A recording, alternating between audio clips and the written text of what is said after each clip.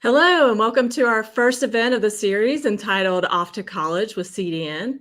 Thanks so much for joining us. We're excited to kick off these virtual programs with all of you.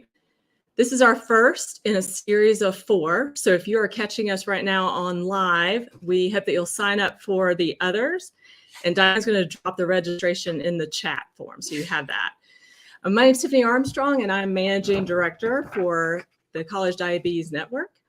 And I oversee our operations and our development, but also I am a mom of a teenager with type 1. So I am not yet in your shoes leaving for college, but I will be there soon. So I'm going to soak in all of the content today. For those of you that are not aware, the College Diabetes Network is a nonprofit organization that provides peer support, education, and leadership development opportunities for young adults with diabetes. Before I turn over to our speakers, I want to let everyone know that the chat is open. Please put any questions you have in the chat, and we will have time at the end for live questions and answers with our panelists. Today's topic is about searching for and selecting a school, all while living with diabetes. I'm now going to turn over to Amanda Jolene Smith, who will be facilitating our discussion today. Amanda is a good friend of CDN's, and at Penn State, she is the Director of K-12 Engagement, Assistant Professor of Education, an advisor to our campus chapter, and has been living with type 1 herself. So thank you, Amanda, for being here. You are quite welcome. Thank you so much for having me, and welcome everyone to the live chat today. I'm very excited to be part of this journey with you all. Again, my name is Amanda Smith. I am a type 1 diabetic myself, was diagnosed in 1997, and actually I have my 25th diaversary coming up this Thursday. But I'm also the College Diabetes Network Advisor for Penn State University. We have, a really great group of type 1s that are very supportive with each other and helping each other along the way as they navigate college life. And I'm also the Director of K-12 Engagement at Penn State and have been here for the past 6 years. So now I'd like to turn it over first to Bailey and then to Kristin, my 2 other co-hosts today, to tell us a little bit about yourselves, your connection to type 1 and to CDN and the current college and where you're from. Go ahead, Bailey. Hi, everyone. My name is Bailey Cox. I am a junior here at Clemson University. I was diagnosed with type 1 in 2011 when I was 10 years old. So I'm coming up on my 11 years, which is pretty exciting. And my mom was also diabetic for her entire life. And so I grew up around it. I knew a lot about it. So it wasn't a huge, scary thing because she was there to handle it with me. I am the president of the CDN chapter at Clemson University. We just started last semester. My friend Alexander and I are co-presidents, and I'm very excited to talk to everybody today about how to pick out a school that fits best. Thank you, Bailey. And to Kristin. Hi, my name's Kristin Percy. I am a parent of a child with diabetes. My daughter Catherine just turned 21 Saturday, and she was diagnosed with diabetes when she was 8 years old. She's currently a junior in college. She goes to Emmanuel College in Boston. So I, as a parent, have been through the ropes before. So I'm hoping I can help alleviate any stress or any concerns you might have as someone that's been there. Great. Excellent. So in the chat, we'd like you to tell us a little bit about where are you currently at in your college journey? Have you just started looking at schools? Are you at the point where you're visiting and applying at this point in time? Are you waiting to hear back from a few schools? Just drop us a note in the chat and let us know, where are you currently at in this college journey?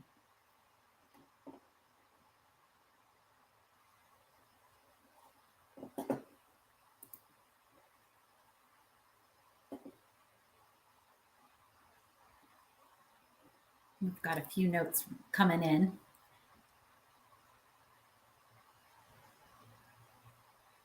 And while you're dropping some notes in the chat about where you're at in this journey, what we're going to cover today is talking a little bit about the preparation mode and considerations for potential schools, and also what myself, Bailey, and Kristin have gone through, 3 different perspectives on this journey, thinking about campus tours, support systems, and then once you get accepted, what are some key things that you should know about before you set off to college?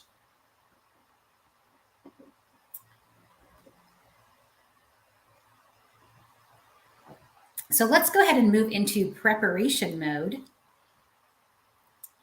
So I want to talk a little bit about what criteria matters most to you when you are school shopping, and does diabetes play a role in your search as you were considering this journey? So Bailey, let's start with you. Being in college, tell us a little bit about those two questions on what criteria matters most, and did diabetes play a role in this decision for you? So, a few things that I would say mattered most to me was being close enough to home that I was still able to go home, and not being too close to home that I was spending every weekend at home and I wasn't learning that independence and how to really take care of myself as a person and as a type 1 diabetic. So, I am 5 hours from home, which is not a great weekend trip, but it's completely doable if I absolutely need to. And just having a community at a school, and that was one of the big things that struck me at Clemson was I felt like there was community here. Diabetes honestly did not play a huge role in my search, but I know in the background my mother was researching everything she possibly could, finding everything, making sure that I was going to be completely okay. But it was one of those things where I wanted to find where I was going to be comfortable, and I always had diabetes in the back of my mind. I knew going to a big school, there was going to be somebody else here who was diabetic. And that was one thing that I didn't want to go to a super small school just because what are the chances that somebody might not be diabetic? So I figured if I'm at a larger school, statistically, better off that I find somebody. And they have a lot of good programs at different schools. So it's just some, I guess, accessibility programs and different clubs, different organizations that you can join. And finding that community was really important to me. And I kind of kept diabetes in the back of my mind the entire time, thinking about it a little bit later. Great. And Kristin, as a parent, what were some things that mattered as you started this college search with your daughter? Well, I have to say distance from home was very important to me. Besides the diabetes picture, just for me in general, I didn't want her too far away. And when Bailey said she wasn't too far, she was only 5 hours, I thought, oh my goodness, my daughter's 40 minutes away and I don't want her any further than that. It was the school she is at was the very first school we looked at, and I didn't say anything about the diabetes to her, but when we were there walking around, she said, what if I get sick? And I pointed down the street and I said, at the end of the street right there is your hospital. Children's Hospital is right there. And I didn't say any more about it. And she went on to look at other schools. The first school that we looked at, like I said, was right down the street. And she said, I don't want to go there. I don't like that school. And that's where she ended up. That ended up being her favorite choice after we looked at everything. But the size of the school, the proximity to healthcare, didn't really play into where she went. Like I said, she is only 40 minutes away, and that worked out well for her. I didn't push the 40 minutes. She is just more of a homebody, so that worked out well for her. She's far enough away, yet she can be home, or I can be in there as fast as I need to be. That's great. Yes, and I would just add, considering when you're looking at schools, are you looking at more rural areas? Are you looking at more city areas? How close are you to healthcare facilities could be a critical piece in your decision, especially if you consider if you're going far away from home. Are you thinking about getting an endocrinologist or a diabetes educator that might be local to your college campus? I know for Penn State, I also attended Penn State in the early 2000s. It's a very walkable campus and very easy to also walk to the downtown area, which is really only, two large streets in State College, Pennsylvania here. But I will add that it was very easy for me to go to a local pharmacy. It was very easy for me to get groceries and be in this small town kind of atmosphere that I knew my way around. So that was definitely a big part in my own decision making as well. So moving into thinking about campus tours, if you can recall, what were some of the key questions while visiting a campus that you feel like you may have asked or might be important to ask as you navigate and you start exploring schools as a parent and a student? So Bailey, let's start with you. What are some things that you might have asked, or what do you think would be important to ask when visiting a school? I would definitely, now going back, I would definitely have asked if there was any kind of CDN network. I had no idea what CDN was going into college, but it has definitely helped me a lot. So that's definitely a question I would go off of immediately. Um, there are, on a lot of campuses, there's these little poles with blue lights on them, and it's a button, and you press it and it calls any emergency services you might need. That I think is definitely an important thing to inquire about with a tour guide and just say, hey, what does this actually do? How can this help me? This is my situation. That way, if you're low on campus and you know, it's your first week, second week, you don't know anybody and you don't know what to do and you don't have anything, you can press that button and somebody is right there for you. It's something that you should figure out the information for, in my opinion. A few other questions I think I asked, or at least I know my mom asked for a fact, the accessibility services. So a lot of campuses won't let you have phones on the desk if you're in a class, just because it's distracting. But I would wear an Apple Watch, or I would keep my phone on my desk and just let my professors know, like, hey, this is why I do it. If my phone goes off, I'm really sorry. I'll try to avoid it. But most of them, actually all of mine at least, have been extremely understanding with that kind of thing.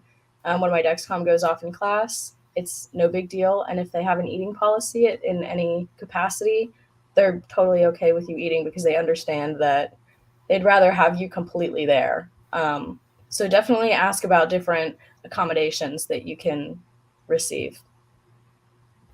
Excellent. And Kristin, as a parent, what were some of the questions that you might have asked when you were visiting? Some questions I asked were the how accessible the nurse or the health office was. What was the protocol in case there was an emergency? You know, does the RA or the roommate call 911? Does it have to go through campus security first? So those were some of the questions that I had. I also had questions in regards to food services. My daughter also has celiac disease, so that was another thing that played into it. But I also wanted to make sure, you know, what was going to be available for her were things that she was familiar with, easy to count carbs and whatnot. It was their services were great when we had to sit down and write up her accommodations.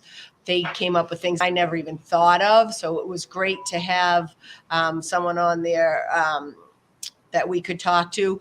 Like Bailey said, she does have the Apple Watch, or she does have her phone. So that was all written into her school plan, and the teachers have been wonderful with it.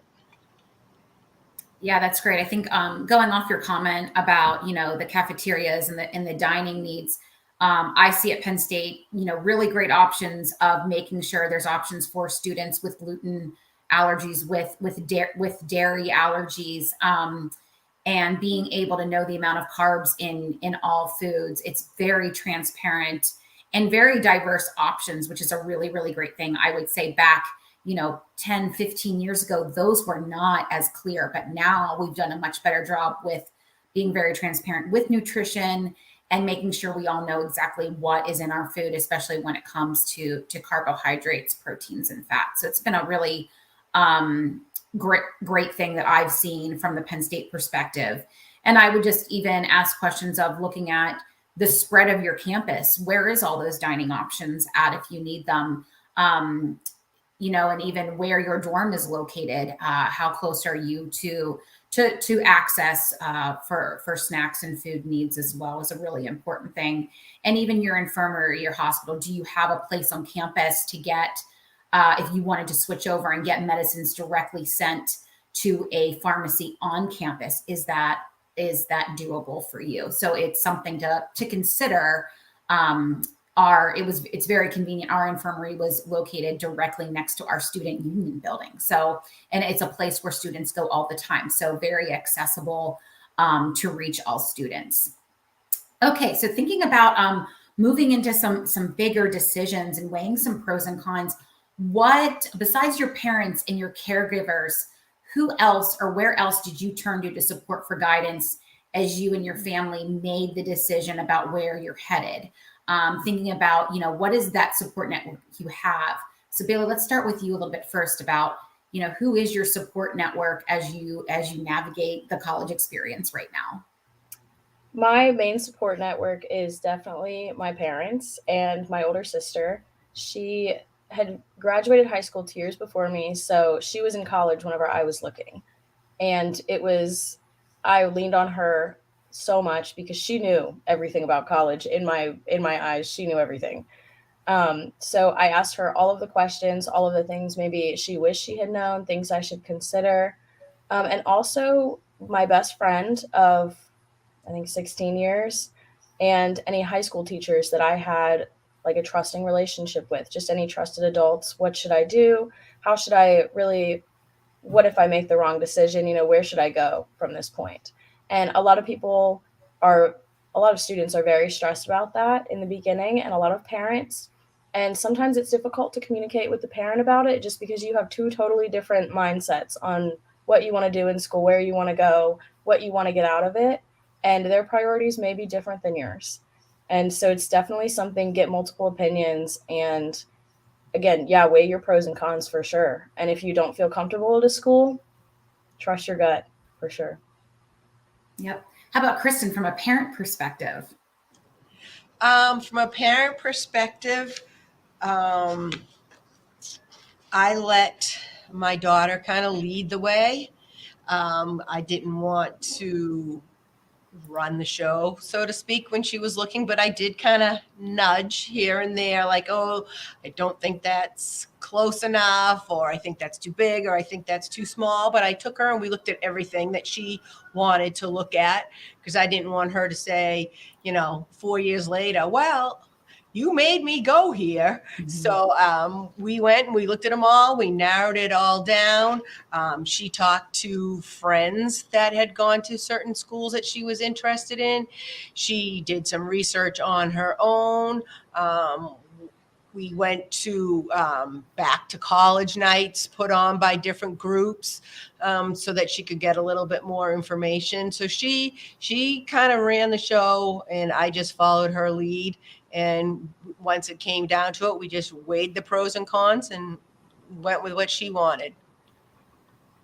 Yeah, I would just add that I talked to my CDN student group, and they all said very, very similar things to what Bailey has commented on, having that support group, having friends you can go to. CDN did not exist when I was in college. I felt very isolated back in the early 2000s with type 1 diabetes. I wish I had CDN at that point in my life.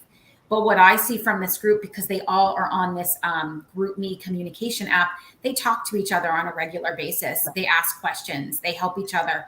Some of them even share their Dexcom with each other, which is very impressive. And so I think that's a really important thing, because we have such great technology nowadays.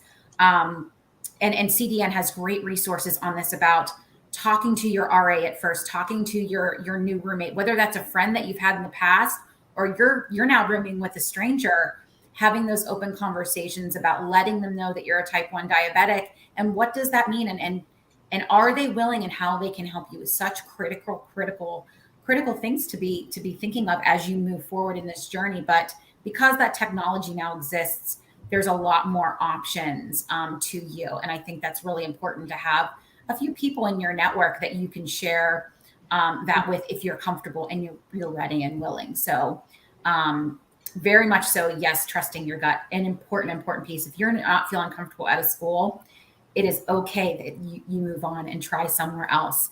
You've got to feel 100% ready to go. So now let's think a little bit about you're accepted. You're leaving home for the first time, whether you're newly everyone's in a different journey. You're maybe newly diagnosed, or you might have had diabetes for 10, 15 years. We're all on a different stage here about where you're at in this journey in itself. So what makes you feel comfortable and most confident about the school that you chose? So Bailey, starting with you, tell us a little bit about what really made you feel great about going to Clemson. One thing that really made me feel good about being here was how excited my parents were. My mom felt that I was going to be safe here. And with such a very large school, there's a lot of students here. There are so many different opportunities to make different friends. and people that will become your support system away from home. Right now, I am graduating, unfortunately, next year. This is my junior year. So, the one thing that I would say has helped me the most throughout college and has made me feel so comfortable being here, and whenever I go home, I want to come back immediately, is my friend group and my CDN chapter. The amount of friends that I have made that support me is insane. All of my roommates have my Dexcom. All of them are extremely just supportive, and they help me. They're very willing to help. So one thing for sure is just making sure that you'll find a school that has the community of people that you feel like are home to you. And that's what makes me feel the most comfortable here. Excellent. And Kristin, what made you feel confident and comfortable as a parent having your daughter leave home? I think what made me the most comfortable was that she was in a smaller school. She wasn't that far away from home. She had a lot of resources right near her. She's right in the city. She's right down by Fenway Park. So there's always a lot going on, lots of people, lots of, like I said, children's hospitals right there, Jocelyn's right there. So she was very close to everything.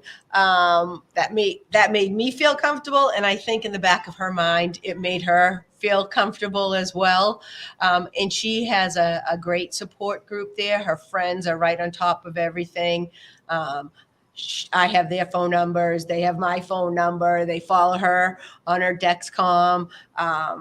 We have, I got her an Alexa, so that's in her room. So in case she doesn't wake up to her alarms or to me calling or texting, I can start yelling into the Dexcom, into the Alexa, which I haven't had to do yet, but the kids just love the music they're playing off of it. So that was a big hit. And the campus, like I said, they made great suggestions for her accommodations. The disability office had some great ideas that I would have never even thought of. And the teachers have been wonderful right off the bat. They were great starting freshman year and going through to junior year. So we're both very happy that she ended up where she did.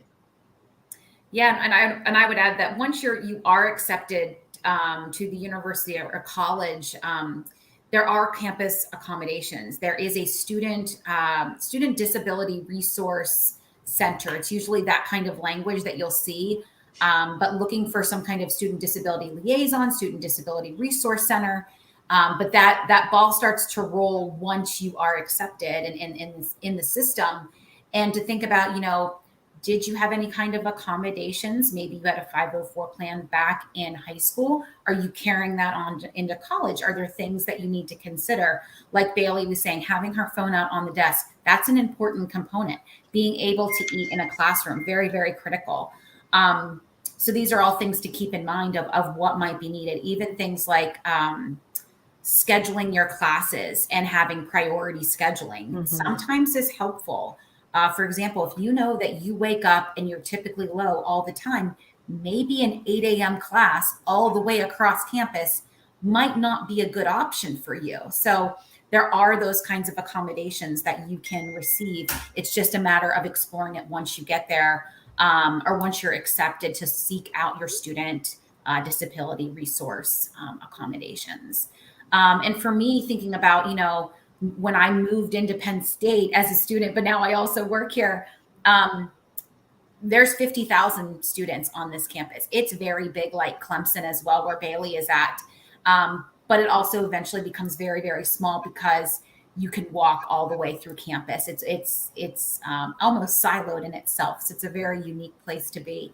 But things to consider: are you looking for more of that city life? Are you looking for more rural? Those are some things that you should play into. And just accessibility. Can you walk everywhere? Are you comfortable doing that? Or is there some good public transportation options that you need in order to get to where you go? Because maybe a car is not doable for your first year. So all kinds of things to start thinking about as you explore being accepted into school and moving into your first year.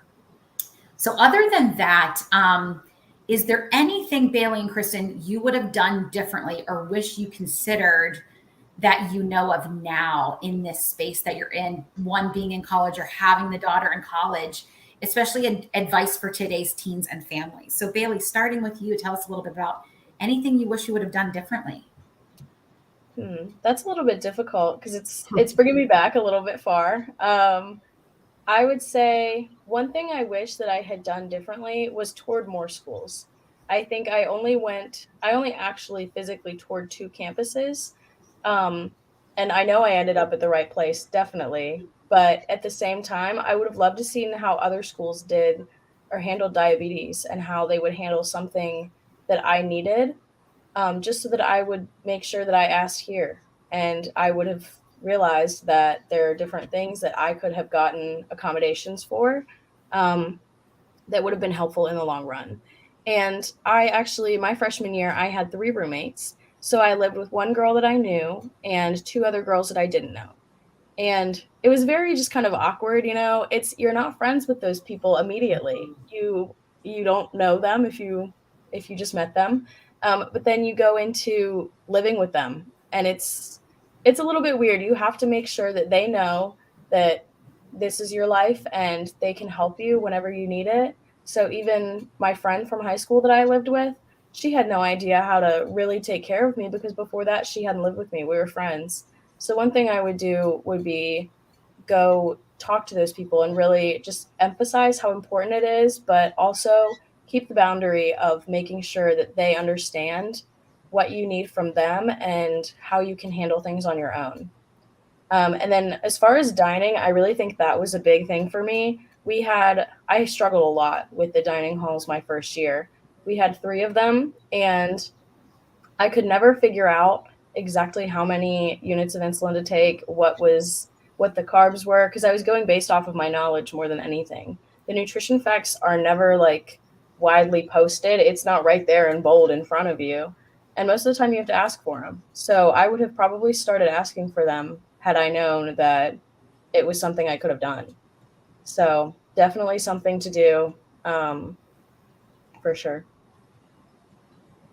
Yeah, that you bring up some really key points about especially communication and advocating for yourself and being able to say, these are some things that you can help me with, even if it's that conversation between yourself, not only just with your friends, but also with your caregivers too, of, your parents, your grandparents, your caregivers from the home front of thinking about, what are some things to be aware of and setting that up as you embark into college and what kind of support you may need. Yeah. I was very fortunate. My mother used to go to my diabetes appointments with me and drive up from Pittsburgh to come with me when we would schedule my 3-month visits. And it was just a very, very helpful as I started transitioning and advocating more for myself. So really critical.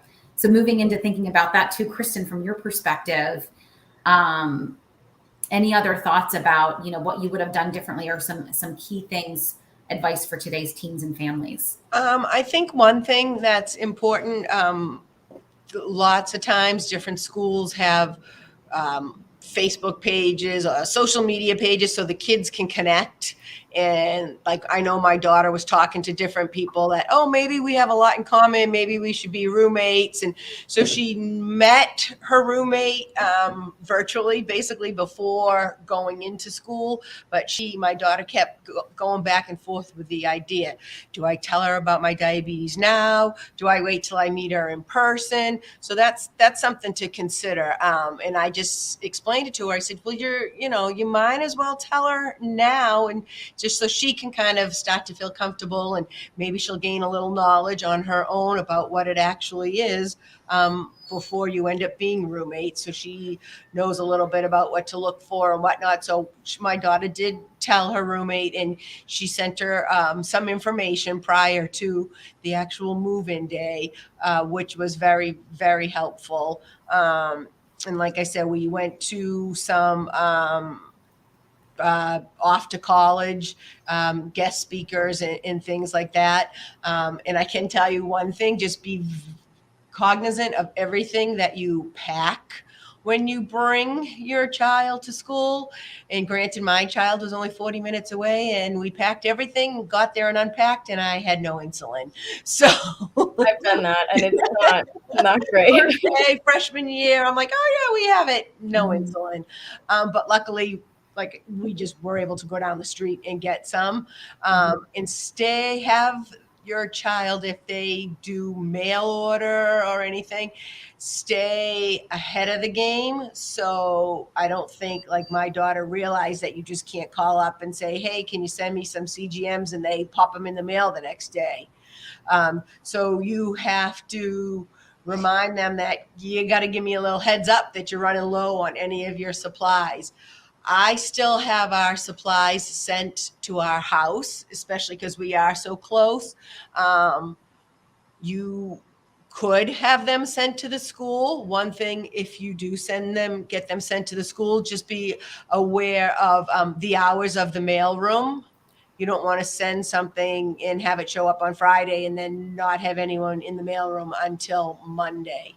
So just kind of be aware of that. You might also talk to about an accommodation if anything needs to be sent, if it could go right to security rather than to the mailroom, because security is always there. So it doesn't get lost or just put away over the weekend.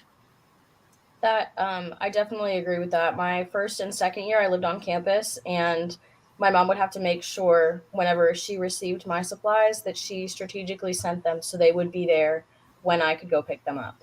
Right. This year, however, I live off of campus, so my supplies is sent directly to my door or to the office of the apartment complex I live in. And typically it will get sent to the office, which is a little bit nerve wracking because then they don't always send an email. You don't know if you have a package, and it's just something you have to keep on top of. You know, my Omnipods, they come in 2 days or whatever, however many days. So I have to remember I have to check the mailroom on this day at this time. But it's about the accommodations and paying attention, keeping up to date with how much you have left when you need it. You know.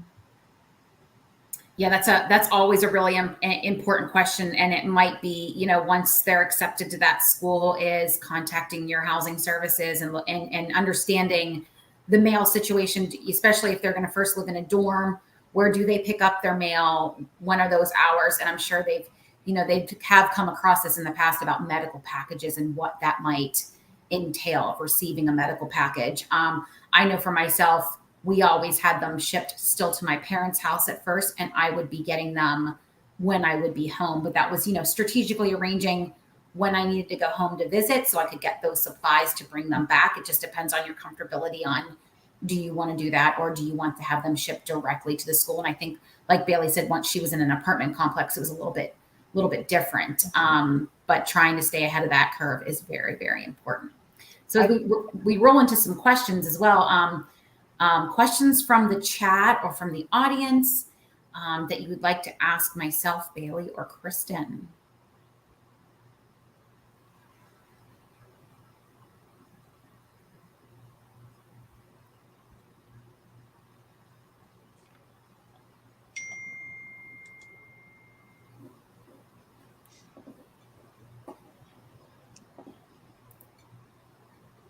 While everyone's writing their questions, I noticed there is a comment in the chat about a blog post that I wrote. If anybody would feel comfortable reading that, about how I shared my numbers with my roommates and how we transitioned, my family and I, from being so far away from home, and I needed to learn the independence. So we established those boundaries. If that would help you at all, reading that and getting a different perspective, definitely just check that out if you have a chance.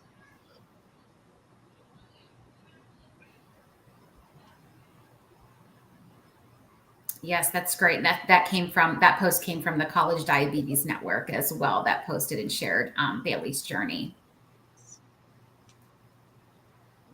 So if we don't have any other questions, I thank you so much for spending some time with all of us today. We know that each journey is greatly unique. You're all in a different step of this next phase of life, and also your type 1 diabetic journey as well.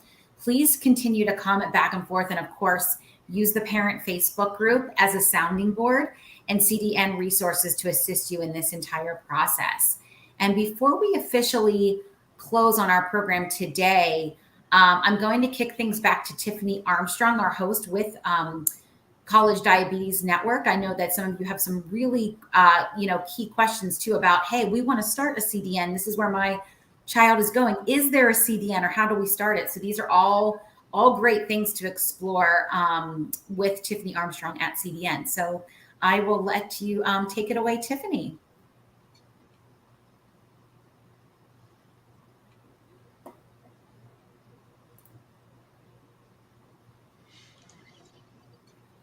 Oh, Tiffany, I think you're muted.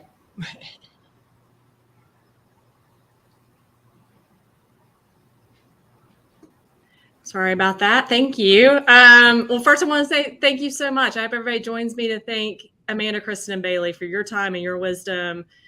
Again, my son is a couple of years away and I'm already just furiously taking notes. So thank you for everything that you've shared with us. We do want to take an opportunity to share additional resources from College Diabetes Network. So just a reminder, check out the other 3 events in our series. Each one is unique. We're going to be focusing on athletics, accommodations, and preparation for move-in day. So again, the registration's in the chat. You can also find it on our website. Second, we do have 2 Off to College resource guides. You can download them from our website in the resource hub.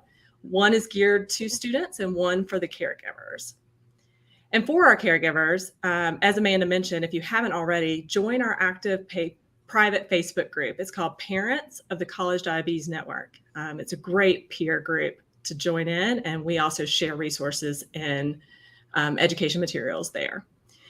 For our students, if you are considering, or we hope that you will consider joining or starting a CDN chapter at your college when you get there, we're happy to walk you through that process. We'll help you identify schools that have active chapters that you can speak with, you can learn more from. We make it a very easy, comfortable process to talk about. Then you, as a student, email us at chapters@collegediabetesnetwork.org. Again, chapters@collegediabetesnetwork.org. You can find that on our website as well. And finally, we hope that all of you will stay up to date by joining us both in our newsletter. You can sign on our website or connect with us on social media. We're on Facebook, Instagram, Twitter, and for our young adults especially, we're very active on TikTok, so we hope you'll find us there. Thank you again. Please know that you can ask questions to us anytime. We're available. Our contact information is on our website. It's in the chat. Please know we're here with you on this journey throughout your entire college career. We want to be partners with you. So thank you again for everyone being here today. Thank you to our panelists. You were fantastic. And we hope to see all of you soon.